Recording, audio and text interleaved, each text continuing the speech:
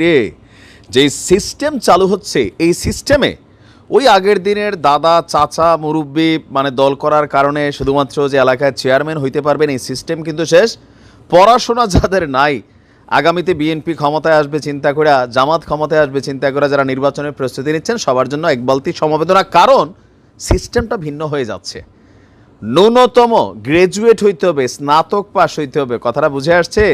অশিক্ষিত লোক দিয়া আর আগামীর দিনের বাংলাদেশ চলবে না, চেয়ারম্যান হইতে হবে শিক্ষিত এবং স্মার্ট। তবে চেয়ারম্যানের সিস্টেমটা টোটালি 53 বছরের ইতিহাসে ভিন্ন এক ধারা আসছে। তবে একটু জায়গায় প্যাচ আছে, এই প্যাচটা হচ্ছে কি আপনার যে মেম্বাররা কোটি টাকার মালিক হয়ে যাওয়ার একটা চান্স চলে আসছে। আসুন দেখি নতুন বাংলাদেশে চেয়ারম্যান এবং মেম্বার সিটি কর্পোরেশন থেকে শুরু করে পৌরসভার চেয়ারম্যান কিভাবে নির্বাচিত হবে।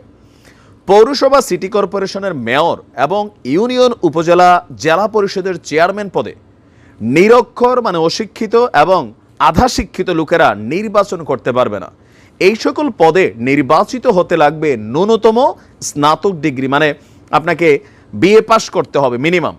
এছাড়া থাকবে না সরাসরি ভোটের বিধানও। এইটাও খুবই সুন্দর নাকি অসুন্দর সেটা আমরা পরে আসছি।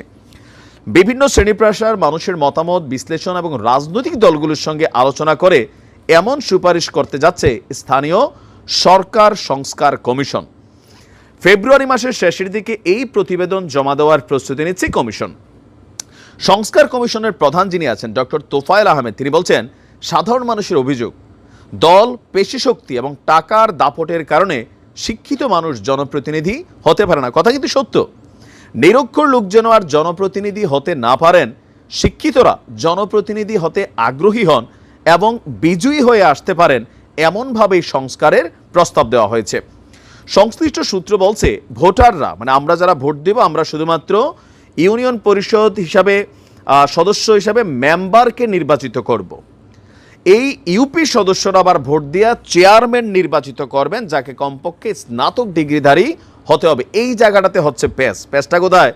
এখন ধরেন আমার এলাকায় 25 জন মেম্বার আছে, তো এই মেম্বাররা যাকে সিলেক্ট করবে তিনিই কিন্তু চেয়ারম্যান হয়ে যাবেন, জনগণের ভোট লাগবে না। তো এই মেম্বারদেরকে কত টাকা খেলার মধ্যে ফালাই দিচ্ছে এটা বুঝছেন, এই জায়গাটা কিন্তু প্যাচ আছে। যেমন একজন টাকাওয়ালা লোক, ওনার ছেলে অথবা উনি বিশাল টাকা পয়সার মালিক, কোনো রকমের ডিগ্রি পাস করছেন, তো তিনি করবেন কি 25 মেম্বাররা দিয়ে দিলেন 10 লাখ কইরা, আরেক মেম্বার দিয়ে দিবে আইসা আরেক চেয়ারম্যান। তো এখন কিন্তু মেম্বারদের টাকা খাওয়ার আর একটা সুযোগ হবে, কারণ এদেশের মেম্বারগুলো তো দুর্নীতিবাজ, লুটপাট, চাইল মাইরা গম মাইরা খায়, তাই না? সবাই না, বাট ম্যাক্সিমামই খায়। তো সেই ক্ষেত্রে মেম্বারদের খাওয়ার রাস্তাটা অনেক বড় হয়ে যাচ্ছে। তো আমার মনে হয় এই জায়গাটাতে আরেকটু পরিবর্তন চিন্তা ভাবনা দরকার, কারণ এই দেশে মানুষ টাকায় বিক্রি হয়ে যায়। ইউপি সদস্যদের মধ্যে একজনকে সভাধ্যক্ষ নির্বাচিত করা হবে।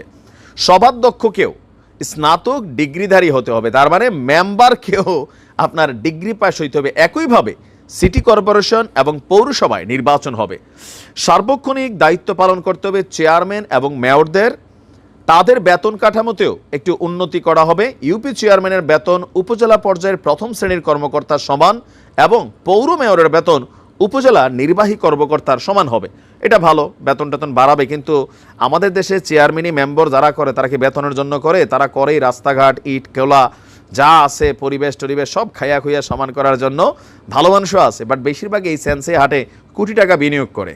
এখন এই প্রক্রিয়াটা সুন্দর। প্রথমত যেটা আমি খুবই সাপোর্ট করছি সেটা হচ্ছে শিক্ষিত মানুষ, কারণ একটা ইউনিয়নের মধ্যে কত কিছু থাকে, অশিক্ষিতরা বসে থাকে, পাশে থেকে এসে এক গ্রুপ পয়সা মনে করলেন যে দালালি করে। আর এখানে পরিবর্তন দরকার। মেম্বার চেয়ারম্যান অফকোর্স এডুকেটেড হওয়া উচিত, বাট জনগণের ভোটে মেম্বার নির্বাচিত হবার পর সেই মেম্বাররা চেয়ারম্যান কোন পদ্ধতিতে নির্বাচন করবে, সেখানে স্বচ্ছতার বিষয়টা কি থাকবে, টাকায় যে মেম্বাররা বিক্রি যাবে না কি যাবে না, সেইটারে আরেকটু মনিটরিং অথবা পরিবর্তন এখানে সংযোজন বিযোজন করাটা জরুরি। But the system is good. আমি মনে করি এটা একটা ঐতিহাসিক সিদ্ধান্ত হতে যাচ্ছে। তো বিএনপি ক্ষমতায় আসবে চিন্তা করে যারা চেয়ারম্যানই করবেন খুব স্বপ্ন দেখছেন, জামাতের পক্ষ থেকেও দেখছেন, তো আগে দেখে নেন আপনার যোগ্যতা আছে কিনা। দলের জন্য খাটছেন, টাকা পয়সা খরচ করছেন, এমপি হিসাবে খুব ভালো সম্পর্ক, অনেক টাকা বিনিয়োগ করবেন যে আমি ভাই চেয়ারম্যান হব প্রত্যেক এলাকায়। খেলা কিন্তু উল্টাই গেছে। এখন এটা খুবই শীঘ্রই হয়তো পরিণত হতে যাচ্ছে আইনে। ভালো থাকুন।